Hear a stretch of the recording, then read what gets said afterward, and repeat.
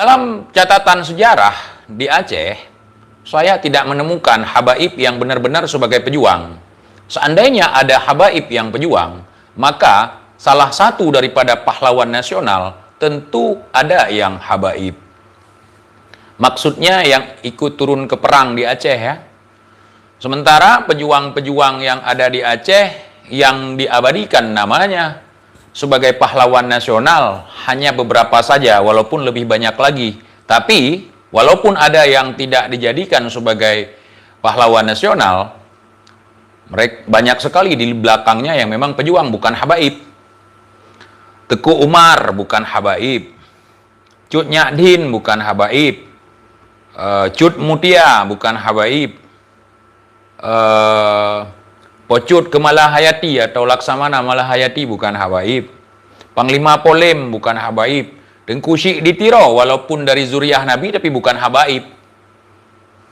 Ya,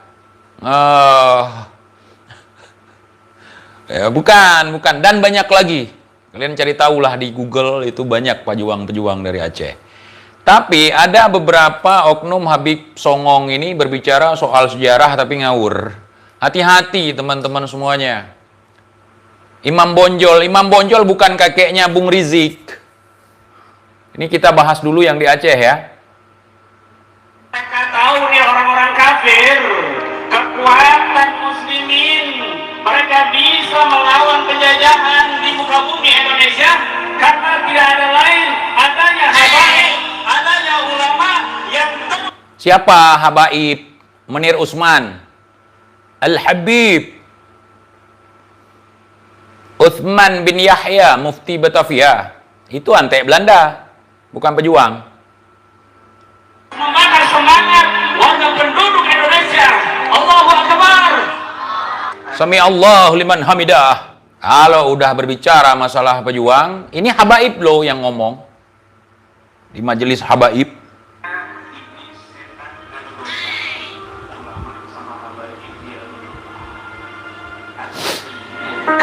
Supaya ingin menjatuhkan, menjauhkan kekuatan. Mereka adalah gerombolan-gerombolan tukang klaim. Kerbau punya susu, sapi punya nama. Susu kerbau dibilang susu kambing. Nah, itulah mereka. Kita dengar pernyataan dari gerombolan ini. Tidak dikenalin, udah nasihat para ulama tadi. Para habaib, para kiai nggak mungkin dipisah-pisahkan. Kedengeran nggak? Hah? Mereka bersatu. Mereka bersatu. Karena zaman dulu sejarah di kitab Nasrul Islam fi Janub, Syarqi Asia fi Janub, Syarqi Afrika. Siapa orang yang menyebarkan Islam di Asia Tenggara dan Asia Afrika? Disebutkan di situ bahwasanya orang orientalis Belanda, mereka ini bingung kenapa kok kekuatan pribumi memiliki kekuatan semangat untuk melawan penjajahan Belanda. Ternyata di situ dipimpin oleh para habaib. Tolong Bib. Habib yang mendukung peperangan di Nusantara melawan Belanda, Habib apa namanya? Habib Uthman bin Yahya. Habib Uthman bin Yahya itu ada lencana di sini. Masya Allah ente, pembohong kalian, pendusta, kadzab.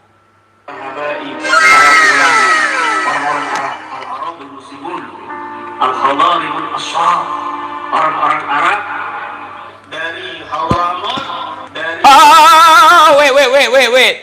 Orang-orang Arab dari Hadramaut, Yaman. Kalian dusta kalian. Walaupun dari zuriah Nabi tapi bukan dari habaib. Dan mereka bukan dari Yaman. Mereka dari Persia, dari Baghdad. Mereka berbaur dari Kesultanan Samudra Pasai. Cikal bakal dari sana. Bukan habaib, enak aja habaib. Bukan cucu Ubaidillah, bukan. Hadramaut, dan mereka keturunan Nabi Muhammad SAW, dan mereka keturunan Nabi Muhammad SAW. Akhirnya di situ diantaranya tahun 1873 ada Habib Abdurrahman bin Muhammad Az-Zahir di Aceh. Wow. Oh, ternyata Habib Abdurrahman Az-Zahir di Aceh itu keluarga kalian. Itu statusnya sama seperti Menir Usman. 1000 gulden kabur dari Aceh, meninggalkan bala tentaranya, meninggalkan pasukannya, meninggalkan mujahid. Terlantar mujahidin di sini, kabur dia 1000 gulden. Kalau kalian nggak percaya, bongkar aja di Google, banyak sekarang beredar. Oh, itu fitnah segala macam, buktikan dengan sejarah kalian.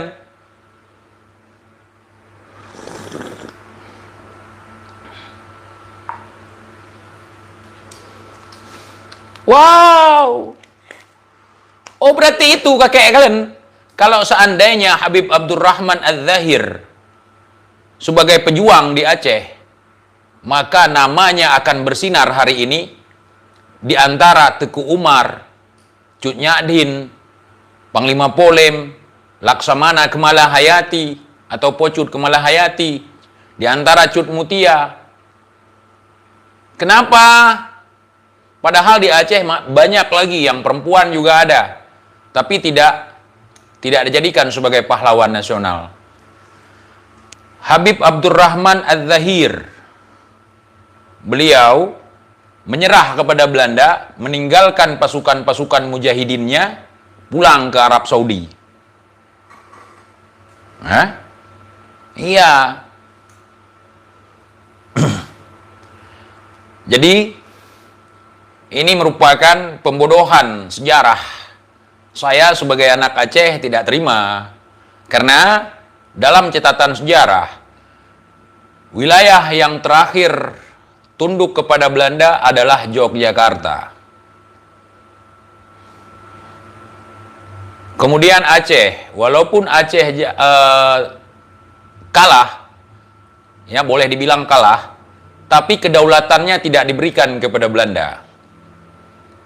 Justru pengkhianat yang memberikan itu kepada Belanda. Walaupun Raja Aceh pada akhirnya ketangkap gara-gara pengkhianat, menyuruh beliau turun di persembunyian, gara-gara keluarganya ditahan, beliau tidak mau menyerah kepada Belanda. Dan tidak ada habaib. Gua udah bilang sama kalian, gua kenal habaib ini setelah 98.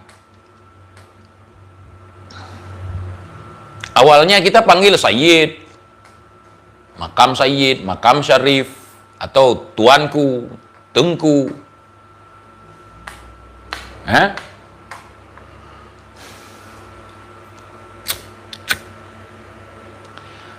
Berarti kalau di Jawa Mufti Batavia, di Aceh Abdurrahman Az-Zahir, maka positiflah bahwa kalian adalah antek-antek Belanda. Berarti kalian cucu daripada antek Belanda. Di sana ada Uthman bin Yahya, di sini ada Abdurrahman Az-Zahir. Abdurrahman Az-Zahir itu meninggalkan pasukannya. Meninggalkan pasukan mujahid karena ada uang. Banyak pejuang-pejuang kecewa dengan beliau dan mengklaim beliau sebagai pengkhianat waktu itu. Maka sempurnalah kalian sebagai cucu pengkhianat. Hari ini mau ngaku-ngaku sebagai cucu pahlawan, pret. Beliau membakar semangat warga penduduk Aceh untuk melawan Belanda. Woi, yang membakar semangat perjuangan masyarakat Aceh melawan Belanda bukan dia. Bukan Abdurrahman Az-Zahir. Teku Umar, Teku Syekh di Tiro, Panglima Polem, Abu Syekh, Tengku Syekh Pantai Kulu, yang paling terkenal dengan hikayat perang Sabilnya. Tengku Syekh Pantai Kulu, Subhanallah wahdahu wa bihamdihi, khaliqul badri wa laili azza wa jalla. Ulun puja po sidropo syukur ke Rabbi ya aini, kegamo negeri bersuci Aceh mulia. Tajak perang musuh beruntuh dum sitre Nabi, yang meungki ke Rabbi ke ponyang esa. Oh kasiwa Sirawa syahid dalam perang Tatsenang. Saat itu menang, maka orang Belanda ini akhirnya di situ diantaranya Tidak ada dalam catatan sejarah Belanda bahwa Az-Zahir ini sosok yang menakutkan. Az-Zahir ini berhasil dibayar oleh Belanda 1000 gulden, kemudian dia pulang kampung. Dan itu sejarah yang sangat memilukan dan memalukan.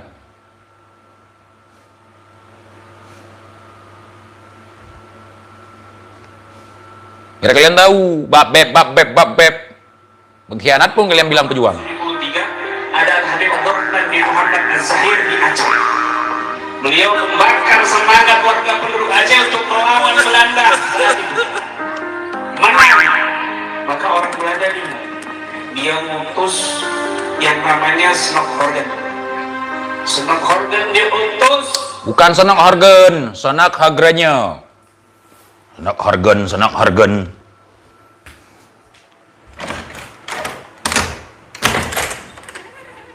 Hargen. Entah dari mana kalian nemu sejarah. intinya ada apa kekuatannya orang-orang Arab ini, kenapa? Orang Arab mana? Jadi kakek kami, leluhur kami kemana? Pengecut semua. Sehingga harus datang orang dari Yaman.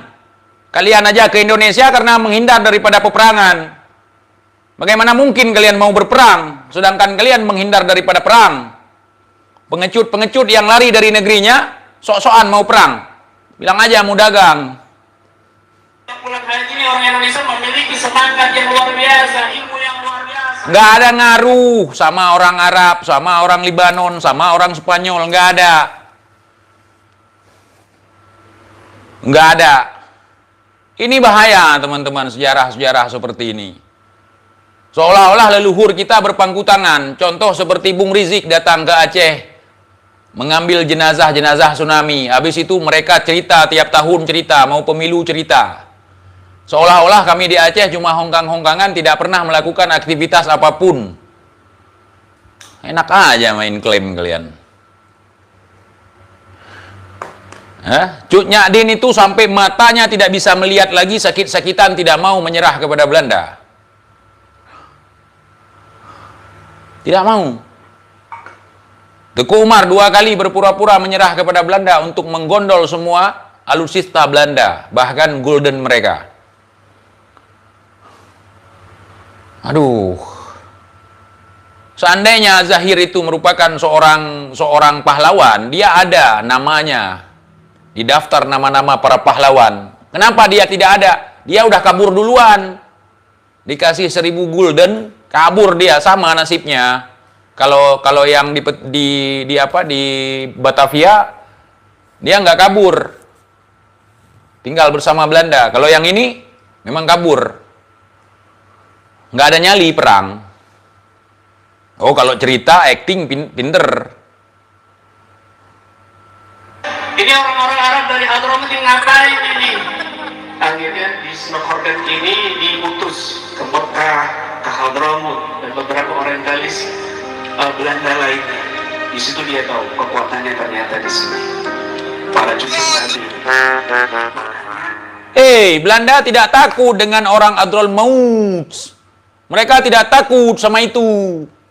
Yang mereka takuti oleh Belanda ini adalah pejuang-pejuang yang ada di bumi Nusantara ini.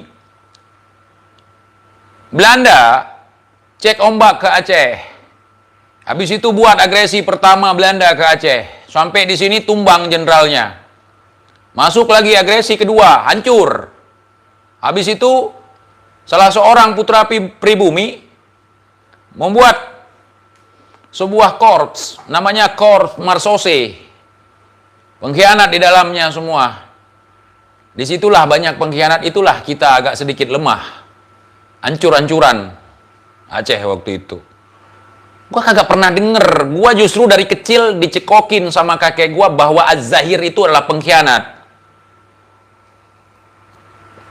bukan pejuang. Kalau bahasa Aceh, awak koh talaunta nabi. orang Arab yang suka potong tali ontak Nabi, atau dalam bahasa aslinya adalah pengkhianat, masuk ke Aceh. 1000 gulden kabur. Ya Az-Zahir, bukan Al-Zahir. Abdurrahman Az-Zahir. Ini lagi dibela sama gerombolan Habib. Mereka pikir orang Aceh kecil-kecil waktu itu. Kemudian persenjataannya cuman bambu. Ternyata sampai ke Aceh, pedang ada, pandai besi banyak, meriam ada, senapan ada, pistol ada.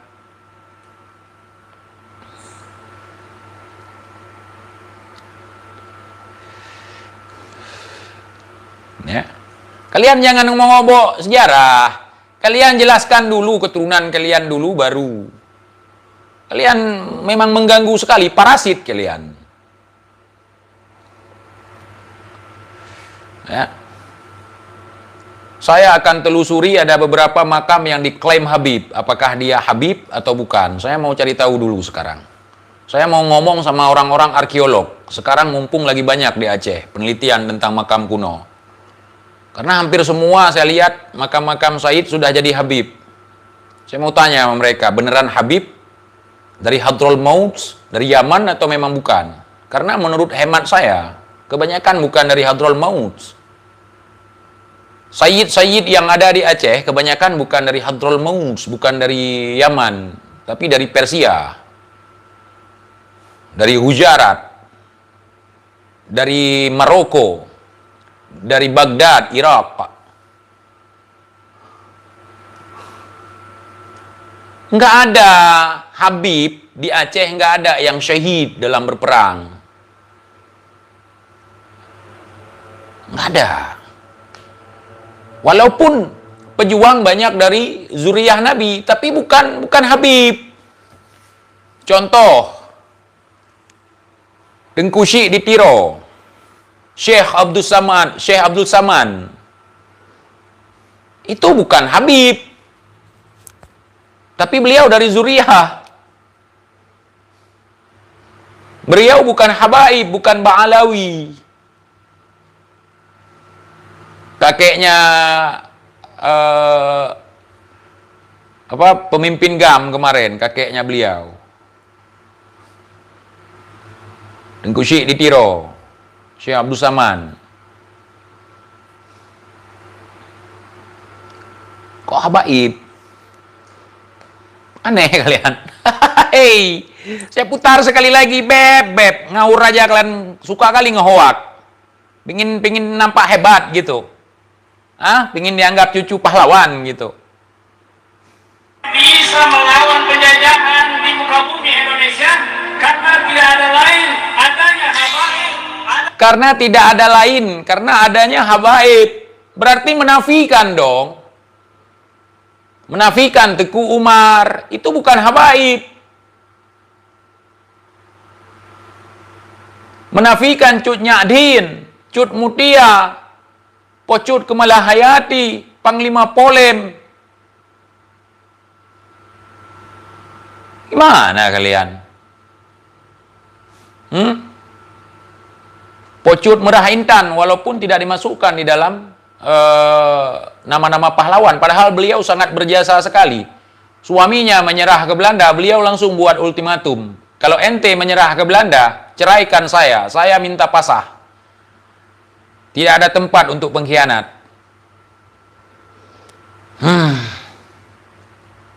Aneh kalian, entah dari mana? Siapa yang otak-atik sejarah? Yang suka otak-atik sejarah, dia adalah penjajah. Yang suka otak-atik sejarah, dia adalah keturunan penjajah. Menafikan perjuangan-perjuangan yang dilakukan oleh leluhur kami. Adanya ulama yang terus membakar semangat warga penduduk Indonesia. Allahu Akbar. Nih gua kasih tahu, nih Beb. Sejarah yang sudah maklum dan umum, walaupun sekarang banyak diotak-atik. Yang mungkin sejarah ini tidak masuk di dalam kurikulum.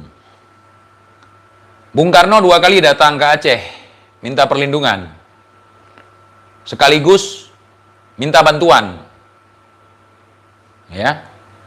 Kecintaan masyarakat Aceh terhadap bumi Nusantara, terhadap saudara-saudaranya yang ada di tanah Jawa,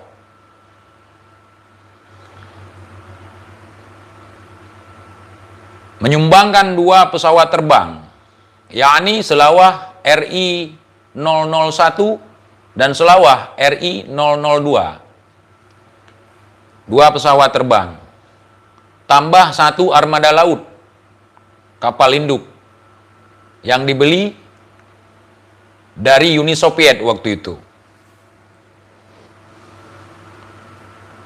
Kemudian membebaskan lahan Senayan, sekaligus menyumbangkan 28 kilo emas sebagai lambang kedikdayaan Indonesia yang ditaruh di atas Tugu Monas. 28 kilo, sisanya dari daerah lain. Ya, membiayai kebutuhan ataupun dana transportasi akomodasi Menteri Muda Luar Negeri pada saat lawatannya ke luar negeri, yakni Kiai Haji Agus Salim. Dan itu masih ada bukti sejarah, masih ada tanda pemberiannya, masih ada. Ya, namanya bukti obligasi, itu masih ada. Salah satu pemegang obligasi waktu itu, waktu pembelian pesawat, itu yang kemarin diundang oleh Bapak Jokowi ke Istana Merdeka. Pernah ingat kalian? Viral Bapak itu. Beliau sudah almarhum sekarang. Ya? Nyak Sandang.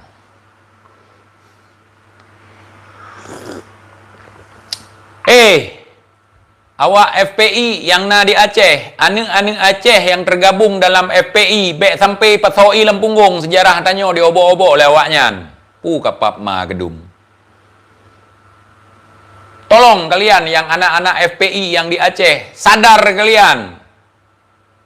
Kalian menjilat ke sana tapi kalian nggak sadar bahwa sejarah kalian dirusak oleh mereka. Jangan sampai condong ke sana nanti, wah kacau ini saudara. Ayo kita selamatkan sejarah kita. Kita adalah bangsa yang besar, bangsa yang ditakuti oleh Belanda, bangsa maut, bangsa pungo. Tidak pernah mau tunduk dan takluk kepada penjajah. Kenapa hari ini kalian biarkan sejarah-sejarah itu dirubah oleh mereka? Tolong.